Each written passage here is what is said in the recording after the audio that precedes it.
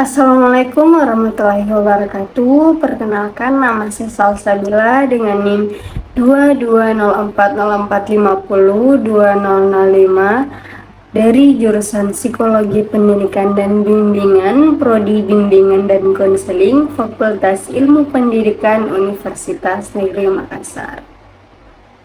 Baik, jadi tujuan dari video ini yaitu untuk memenuhi salah satu tugas dari mata kuliah praktek konseling behavioristik. Oke, baik, jadi saya akan menjelaskan deskripsi masalah secara garis besar dari masalah konseling saya di SNPN 18 Makassar. Berawal dari laporan guru mata pelajaran yang mengeluh tentang peserta didik dengan inisial Y dan juga teman-temannya selalu keluar masuk pada jam mata pelajaran tertentu sehingga tidak dapat mengikuti proses pembelajaran di kelas secara efektif. Kemudian dilakukan observasi dan juga wawancara kepada konselor tersebut dan dapat diperoleh analisis ABC dari masalah ini, yaitu anteseden. Yang pertama itu karena adanya ajakan dari teman sekelasnya, dan juga yang kedua konselor tidak menyukai metode pembelajaran yang diterapkan oleh guru yang masuk mengajar pada jam yang tidak disukai oleh konselor tersebut. Kemudian behaviornya yaitu peserta didik dengan inisial Y ini membolos pada jam mata pelajaran tertentu. Adapun konsekuensinya yaitu tidak adanya penegasan dari pihak sekolah, hanya diberikan hukuman saja dengan ancaman akan dikeluarkan dari sekolah, tapi pada akhirnya tidak ada tindak lanjut dari ancaman tersebut. Dan jenis konsekuensi ini termasuk ke dalam punishment negatif. Terjadi ketika sesuatu yang diharapkan oleh siswa, misalkan rasa aman di sekolah tanpa adanya ancaman, dihilangkan atau terancamnya itu hilang untuk mengurangi perilaku membolos. Ancaman pengeluaran ini diharapkan akan mengurangi perilaku membolos siswa, tapi karena tidak ada tindak lanjut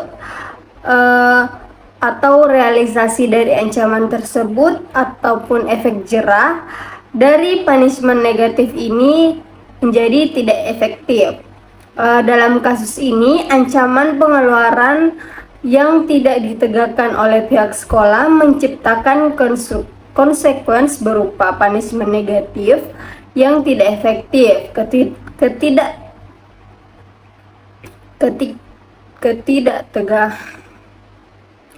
Ketidaktegasan ini gagal mengurangi perilaku membolos, bahkan mungkin memperkuat perilaku tersebut karena siswa tersebut merasa tidak ada konsekuensi nyata dari pihak sekolah.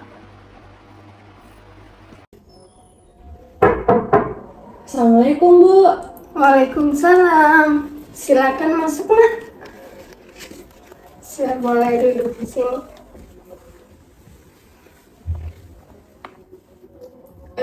Sebelumnya, Nak, perkenalkan, nama Ibu Salsabila. Kamu bisa panggil Ibu Ibu Caca. Sebelumnya Ibu mau bertanya, Ibu sedang berbicara dengan Nak siapa ya? Oh, nama saya Yuli, Bu. Oh, Nak Yuli. Nak Yuli ini dari kelas 91 ya, Nak? Iya, Bu. Iya. Bagaimana kabarnya Nak Yuli? Alhamdulillah baik, Bu. Nak Yuli ini dari kelas tadi udah nggak ada pelajarannya ya? Iya, Bu. Lagi kosong ini. Gurunya nggak masuk. Oke, baguslah, Nak, kalau seperti itu. Bu, ngomong-ngomong, ada apa ya, Bu? memanggil saya kemari? Jadi begini nak, ibu berencana akan mengadakan konseling individu dengan Nak Yuli karena ibu ingin membicarakan beberapa masalah dengan Nak Yuli. Hah? Masalah apa ya, Bu? Jadi begini nak, beberapa hari belakangan ini ibu sering menerima laporan bahwa Nak Yuli sering membolos di jam mata pelajaran tertentu nak. Jadi ibu ingin mengonfirmasi kepada Nak Yuli apakah laporan tersebut benar nak. Iya Bu, betul. Saya memang sering membolos Bu. Tapi saya membolos di jam mata pelajaran tertentu saja Bu. Oh iya nak, maka dari itu sebelum kita melakukan konseling kita harus menentukan tujuannya dulu ya. Karena ibu kan di sini tujuan dari konseling itu untuk memberikan kesempatan kepada Nak Yuli untuk mengungkapkan kendalanya ataupun ketidaknyamanan yang dirasakan Nak Yuli dalam kelas sehingga Nak Yuli itu bisa melakukan bolos nak. Oh, seperti itu ya Bu. Iya nak. Jadi kalau begitu ibu ingin bertanya, kalau boleh ibu tahu nak, apa alasan Nak Yuli membolos? Nak Yuli, ada apa nak? Iya Bu. Apakah ada yang membuatmu tidak nyaman nak? Nggak ada kok Bu. Tapi kenapa Nak Yuli seperti itu? Coba Nak Yuli bicarakan pada ibu. Mungkin ibu bisa membantu Nak Yuli mencarikan solusinya. Sebenarnya Bu, saya merasa malu Bu. Malu kenapa nak? Saya malu Bu mengakui kalau saya sering membolos. Saya takut teman-teman ataupun orang tua saya akan tahu kalau saya anak yang nakal Bu. Loh, takut kenapa nak? Saya takut jika menceritakan hal ini akan tersebar dan teman-teman akan mengejek saya Bu. Tidak apa-apa nak. Ibu tidak akan menyebarkan semua apapun yang Nak Yuli ceritakan pada ibu. Ibu janji akan menjaga semua informasi yang Nak Yuli bagi kepada ibu. Apakah Ibu bisa menjaga janjinya Bu? Iya, tentu bisa nak. Alhamdulillah kalau begitu Bu.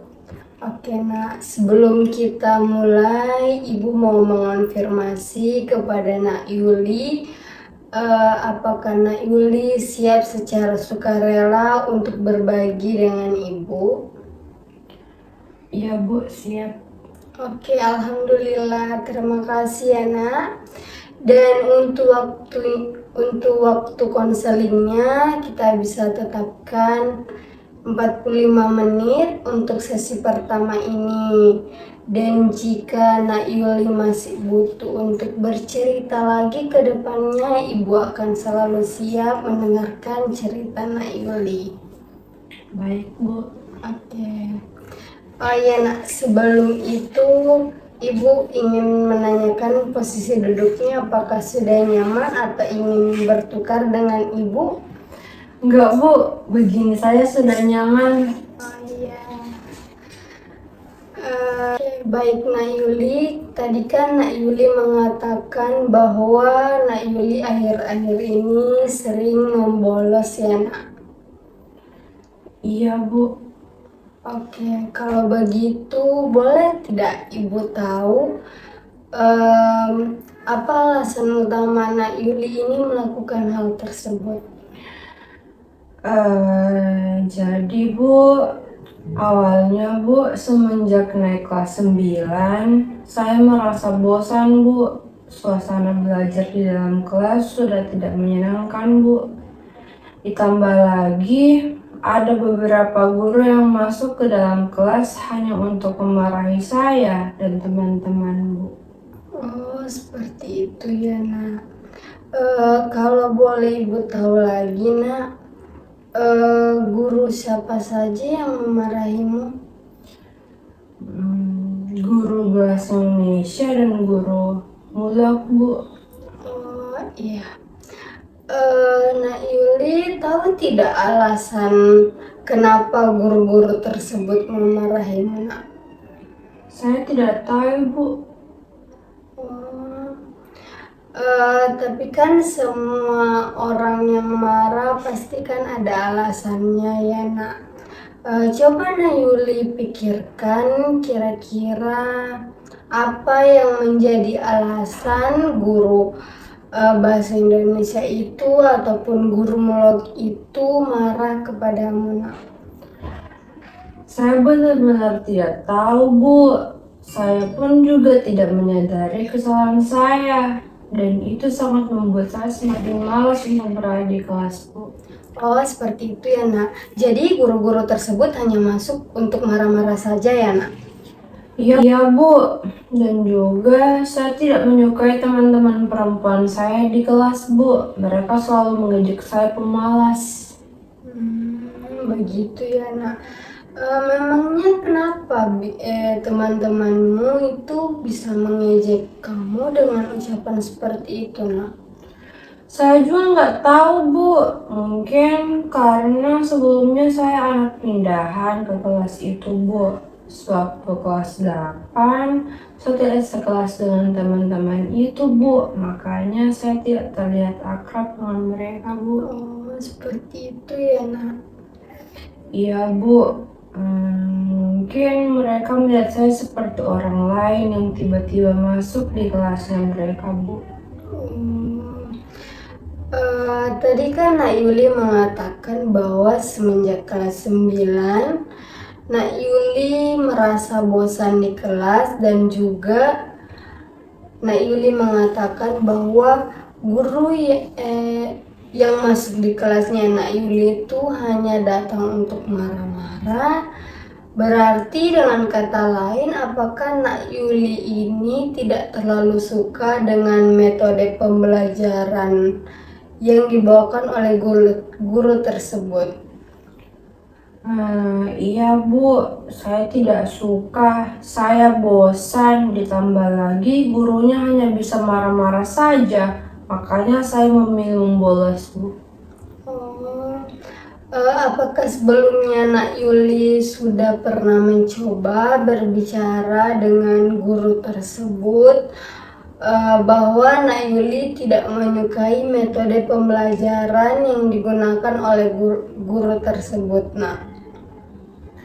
Tidak pernah Bu, saya takut juga Bu, bahkan tidak ada niat untuk berbicara dengannya. Makanya setiap akan masuk jam pelajaran, saya hanya pergi berkeliaran, entah itu ke kantin ataupun ke kelas lain Bu. Begini Nak, kalau boleh Ibu tahu lebih jauh lagi ya, biasanya Nak Yuli kalau mau bolos itu dengan siapa saja, Nak? Dengan teman sekelas saya Bu, ada sekitar 3-5 orang Bu yang selalu jadi sasaran ocehan guru-guru Bu. Seperti itu ya. Kalau Nak Yuli membolos, apakah Nak Yuli yang duluan mengajak dulu atau justru Nak Yuli yang diajak? Seringnya saya yang diajak Bu.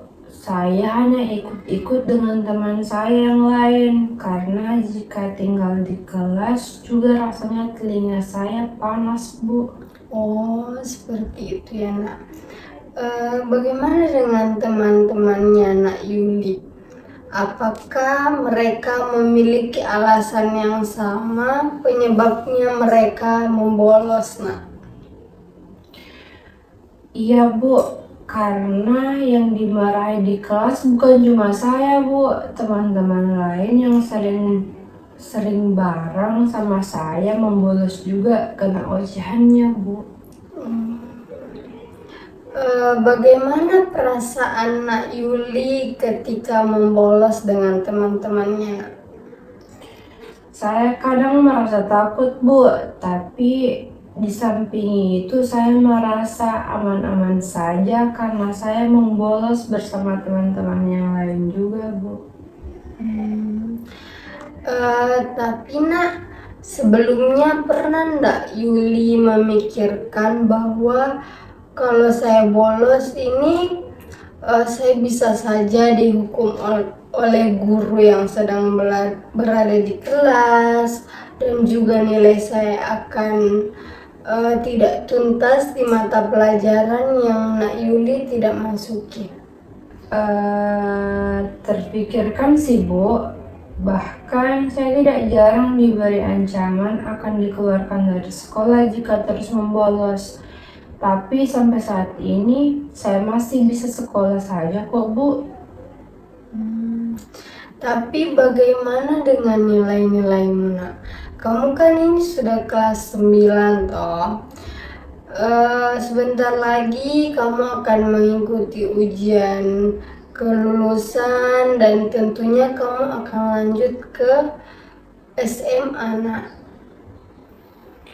Makanya saya juga bingung Bu, saya tidak tahu apa yang akan saya lakukan terlebih dahulu Bu. Pikiran saya juga cukup terbebani dengan beberapa hal itu. Oh iya, Nak. Berarti Nak Yuli ini terbebani dengan beberapa hal ya, Nak. Tapi Nak Yuli belum tahu langkah apa yang akan Nak Yuli tempuh untuk keluar dari masalahnya ini. Iya Bu, dan juga saya merasa takut sih Bu sebenarnya. Karena seperti yang Ibu bilang tadi, sekarang kan saya sudah kelas 9. Bentar lagi saya akan ujian kelulusan dan saya belum ada persiapan.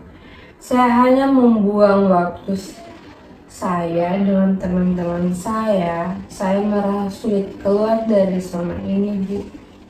Oh iya, Nak. Ibu paham dengan apa yang sedang Nak Yuli rasakan sekarang ini. Pasti Nak Yuli sangat merasa bimbang, bingung, sekaligus juga merasa takut dengan kondisi yang dialami Nak Yuli sekarang. Iya Bu, saya bingung apakah ingin mengejar pelajaran yang tertinggal tapi tetap berada di lingkungan bagi saya kurang nyaman, ataukah tetap ikut membolos dengan teman saya. Ya, Nak, itu adalah hal yang wajar kamu rasakan saat ini. Tapi Nak Yuli tidak perlu bimbang lagi, karena di sini sudah ada ibu yang akan menjadi teman berbagi Nak Yuli dan tentunya pasti akan membantu Nak Yuli. Iya Bu, terima kasih. Saya juga merasa sedikit lega. Ternyata ada yang mau membersamai saya dengan kondisi seperti ini. Iya, Nak, memang sudah menjadi tugas ibu, Nak. Iya Bu. Oke, baik, Nak. Jadi kan kita sudah tahu tadi apa yang menjadi penyebab Nak Yuli melakukan hal tersebut, dan juga kenapa Nak Yuli merasa bingung dengan kondisi yang sedang Nak Yuli hadapi sekarang ini. Iya Bu. Oke, jadi sebelumnya kita harus tetapkan dulu apa saja yang perlu diperbaiki dari Nak Yuli dan juga menetapkan tujuan, yaitu alasan kenapa kita harus menyelesaikan masalah ini agar Nak Yuli ke depannya tidak bingung lagi jika dihadapkan dengan masalah seperti ini. Iya Bu, saya benar-benar bingung untuk saat ini. Oke nak, kalau begitu menurut Nak Yuli, kira-kira hal apa saja yang perlu Nak Yuli ubah dari dirinya Nak Yuli? Kalau menurut saya Bu, saya ingin mengubah perilaku saya menjadi lebih disiplin. Oke, itu adalah langkah pertama yang sangat bagus ya nak. Lalu menurut kamu usaha apa yang akan kamu lakukan agar kamu bisa lebih disiplin lagi? Mungkin saya kan bisa mulai dari kelas dulu Bu. Saya ingin mencoba tetap berada dalam kelas, mengikuti pelajaran, walaupun saya tidak suka Bu. Saya akan mencoba mengatasi hambatan saya sendiri Bu. Oke, bagus sekali.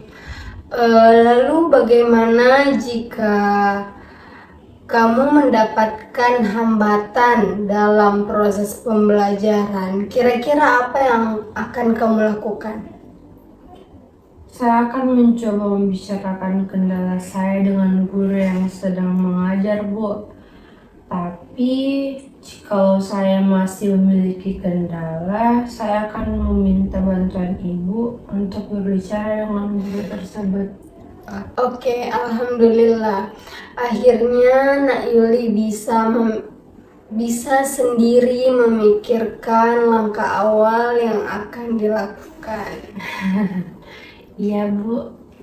Oke, baik Nak. Kalau seperti itu, menurut Nak Yuli, kira-kira dari yang telah disebutkan tadi, apa tujuannya kita untuk mewujudkan hal-hal tersebut? Kalau menurut saya Bu, tujuannya agar saya bisa dengan nyaman lebih belajar di kelas, karena sebentar lagi saya akan lulus. Jadi dari sekarang saya harus mulai memperbaiki nilai-nilai saya yang belum terkumpul Bu. Dan saya juga masih punya kesempatan untuk mengejar pelajaran yang tertinggal. Oke, baik Nak. Kalau begitu, Ibu punya satu saran untuk Nak Yuli, yaitu Ibu akan menyarankan kepada kamu, yaitu kontrak perilaku, di mana kontrak perilaku ini Nak Yuli akan dibantu untuk mengatur perilakunya Nak Yuli, membantu meningkatkan kedisiplinannya agar tetap terjaga, serta membantu Nak Yuli memperbaiki hubungan yang sehat dengan orang-orang di sekitar Nak Yuli. Dan juga dengan adanya kontrak perilaku ini, Nak Yuli bisa diharapkan dapat menjaga tanggung jawab atas tindakannya Nak Yuli, karena kontrak perilaku ini dapat menjadi dasar evaluasi ke depannya apabila terjadi pelanggaran, sehingga jika dilakukan proses perbaikan dapat menjadi lebih terstruktur dan juga adil bagi Nak Yuli. Iya Bu. Oke, bagaimana Nak? Apakah sudah dipahami? Bu, tapi bagaimana dengan penerapan kontrak perilaku ini? Apa yang harus saya lakukan terlebih dahulu? Oke Nak, jadi ini ada namanya format kontrak perilaku. Jadi di sini Nak Yuli boleh mengisi. Di sini Nak Yuli bisa menuliskan perilaku yang menjadi target yang akan diubah dan juga langkah-langkah yang akan Nak Yuli lakukan setelah sesi konseling ini. Boleh diisi dulu Nak.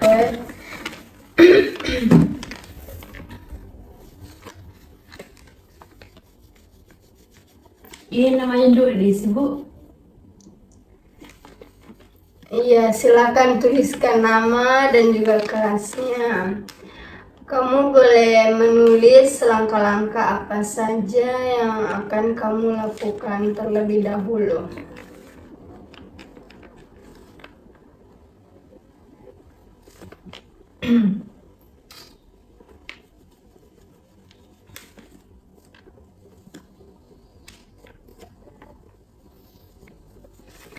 Setelah di akhir, kamu boleh menandatangani itu sebagai perjanjian kita dalam kontrak perilaku ya nak. Ya, Bu.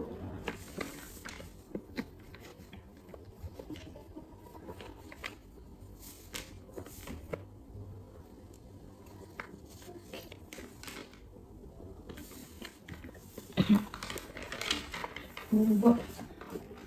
Ya, sudah diisi ya nak. Oke, alhamdulillah.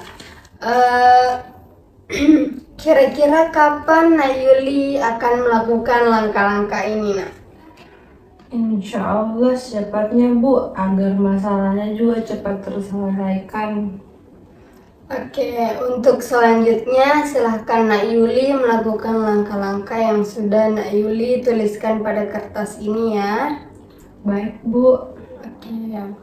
Untuk evaluasinya, Ibu akan mengecek secara berkala progres Nak Yuli. Dan juga untuk sesi konseling ini akan tetap berjalannya nak setiap pekannya. Jadi Ibu harap Nak Yuli bisa tetap datang ke Ruang BK sesuai dengan jadwal yang telah kita tetapkan ya. Ya Bu. Oke. Semangat ya Nak Yuli, semoga solusi yang telah kita lakukan bersama-sama dapat efektif dan membantu Nak Yuli bisa menjadi lebih baik lagi ke depannya.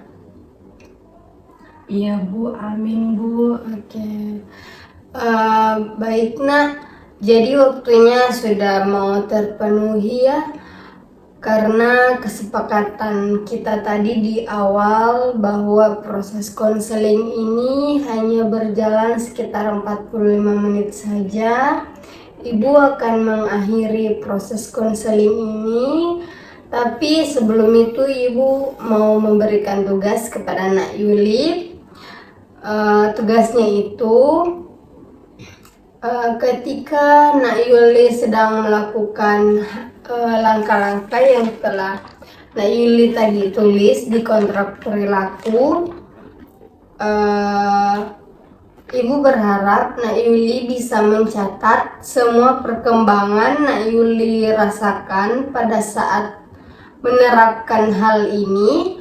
Kemudian Nak Yuli bisa mencatat semua perkembangan dan juga apa yang kamu rasakan.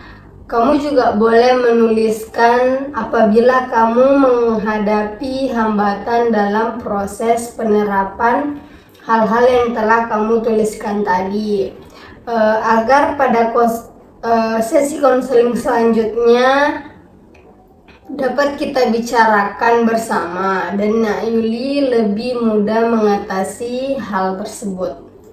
Baik Bu. Oke, kira-kira apa yang Nak Yuli bisa simpulkan dari proses sesi konseling kita hari ini? Yang saya bisa simpulkan itu Bu, saya harus berusaha beradaptasi di lingkungan yang mungkin saya kurang suka. Karena bisa saja di lingkungan lain yang akan saya temui ke depannya akan seperti itu. Dan juga saya akan berusaha membicarakan hal-hal yang membuat saya tidak nyaman agar dapat diselesaikan dengan baik-baik Bu. Oke Nak. Lalu bagaimana dengan perasaan Nak Yuli sekarang Nak? Sekarang saya malah lebih lega Bu. Saya sudah mendapatkan bantuan dan juga pengarahan dari Ibu. Jadi saya sudah tahu bagaimana menghadapi masalah ini Bu. Oke, alhamdulillah nak kalau seperti itu. Sekali lagi Ibu mau ucapkan semangat ya nak. Kamu adalah anak yang hebat. Kamu pasti bisa melalui ini semua. Karena ibu yakin dengan hal itu. Karena dengan melihat pada dirimu ini terdapat niat dan juga kemauan untuk berubah. Semoga apa yang telah kita rencanakan bersama tadi bisa benar-benar terwujud secepatnya. Baik Bu, terima kasih. Oke, iya nak. Dan untuk tugasnya tolong diingat ya untuk dibawa dan diberikan kepada ibu di sesi konseling selanjutnya. Iya Bu, saya akan mengingatnya. Oke, iya nak. Baik Bu, kalau begitu saya pamit Bu, mau kembali ke kelas. Assalamualaikum Bu. Iya, waalaikumsalam. Makasih Bu. Iya.